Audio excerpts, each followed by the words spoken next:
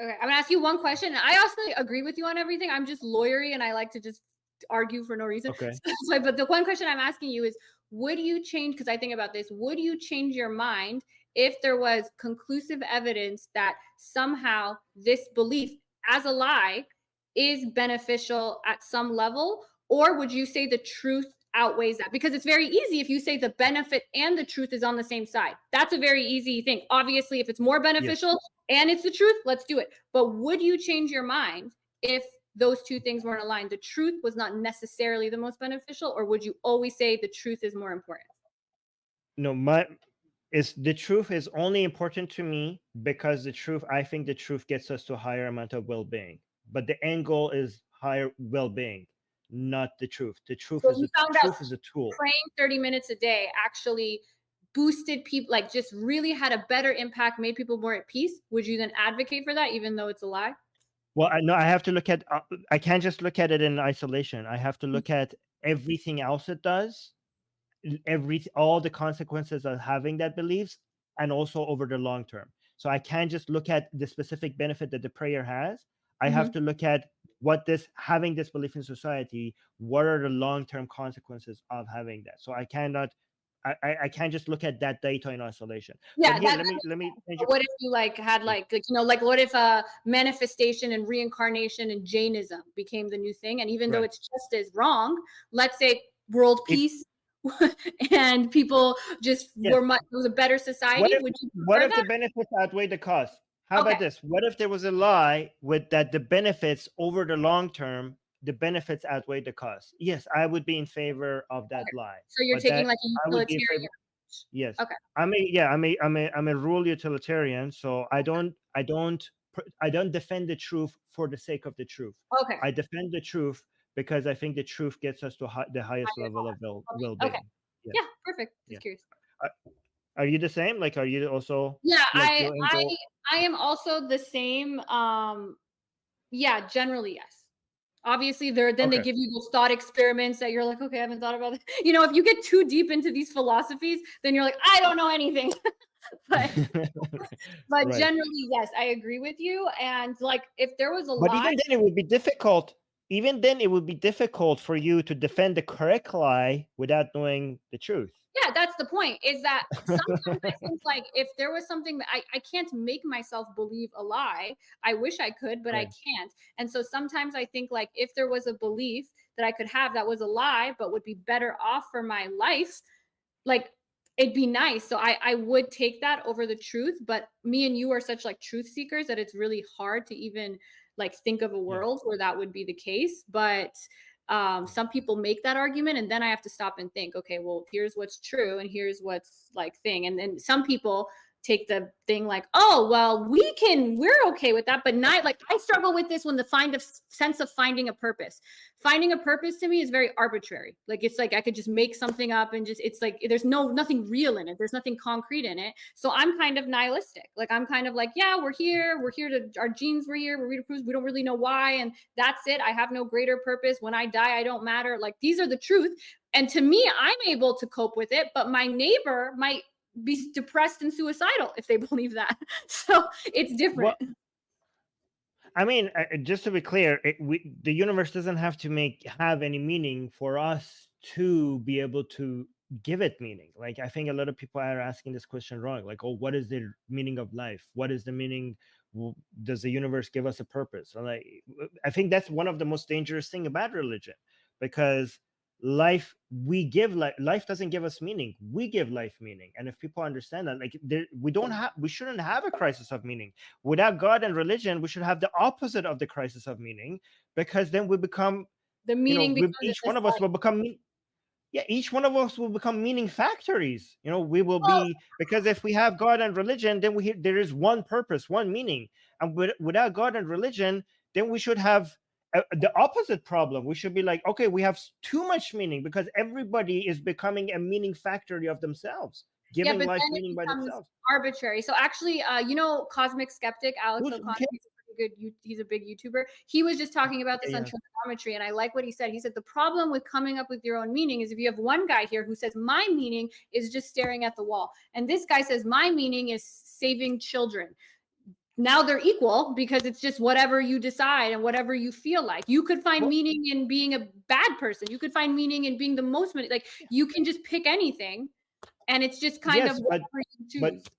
no, it's not, okay. First of all, something that is made up is not necessarily bad. Okay, and most of the things that have helped us live better lives are made up, like contracts, like Yeah. countries, like companies, right? So that's not, yeah. But also, yeah, we could create our own meanings, okay, but the meanings that we create could be, there's synergy in them. Like the meaning that I have could help that when I move towards the direction that I want to go, my goals, that process might help you.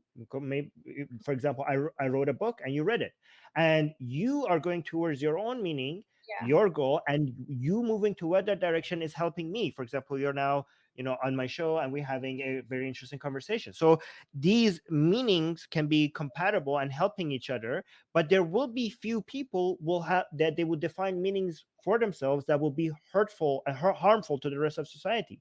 But the good thing is Or to we got themselves. lucky through an evolutionary process that we could, there's more of us, out there, that more people out there, that when they define their meanings, they come up with things that is helpful to other people.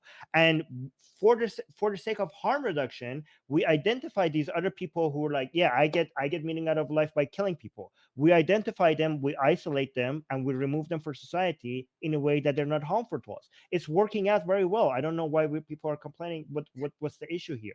I guess the question is like if somebody the like you if meaning is just it kind of takes the like okay, so let's think of altruism. People find meaning in helping other people. That's great. Everyone thinks, "Oh my gosh, like this person."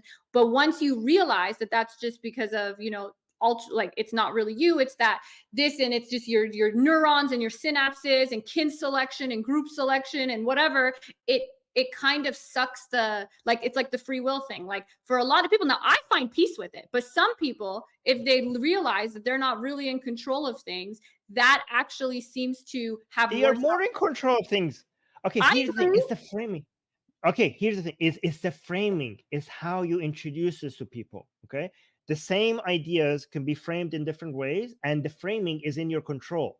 Okay, so you don't lose control without God or religion. You have more control when it comes, if God was the source of meaning, what would be the meaning of life? It would be to praise God and worship him.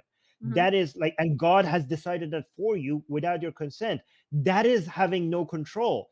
If God or the universe is not giving you meaning, that means I get to choose what is the meaning of life. That gives you more control. How are you losing control? You have more No, control now I over know. your life. Like let's look at like free will, for example. I'm reading Determined by Robert Sapolsky or whatever, so that's why it's on my mind.